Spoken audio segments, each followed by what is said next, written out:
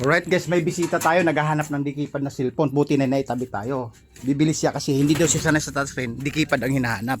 So naka-prepare naman na. Yan o. Ito guys, dikipad. Yan o, nakakahon. May charger. Tapos andito yung manual. Ngayon, si boss, kilala natin. Boss, nagbablog na kasi ako. Alam mo ba yun? Ay, hindi ba? Eh guys, buti na. Siguro na napag-ipunan niya yung pera. Pambili nito. Ngayon, ang usapan namin, pagka hindi umubra, papalitan namin. Hahanap kami ng bago. O, di ba? Yun nga kasi ang resulta. Basta boss, ito, hindi pa na kasi nagamit to. Hindi pa namin nasubok sa charger kasi nakakahon. Ngayon, ang gagawin mo, i-charge mo maghapon, mga 3 oras ay 5 oras. Kami na, tatsa ngayon alas 3 o alas 6, pwede na. Oo.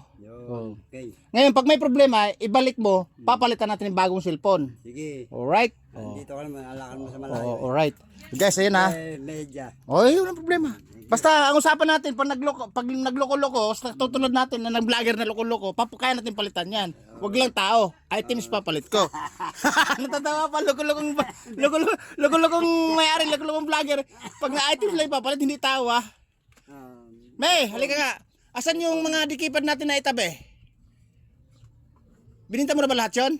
Hindi, meron kayo aking ginagamit. Basta hahanap tayo doon sa pagka hahanap tayo pag nagloko-loko. Bago basta i-charge mo na i-charge. Ay, teka. Ay, teka. Dikipad nga. Teka, may... Sige, pagka JM! Nak! Tawagin mo nga. Yung charger ka mo, yung... Basta pag nagloko, kasi... Oo. O, diba? Okay. Kaway kaya! Alright, guys, bayar natin ng dikipad. Hindi naman kasi pwedeng ibigay na lang natin guys kasi nga may puhunan din kasi nun. Alright?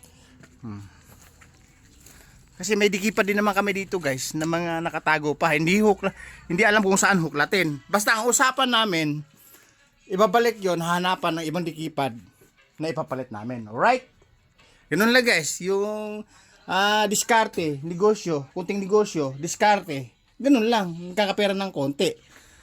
Sa ngayon, hindi pa naman tayo sumuli sa social media. So, discarding marino na lang ginagawa natin. Alright?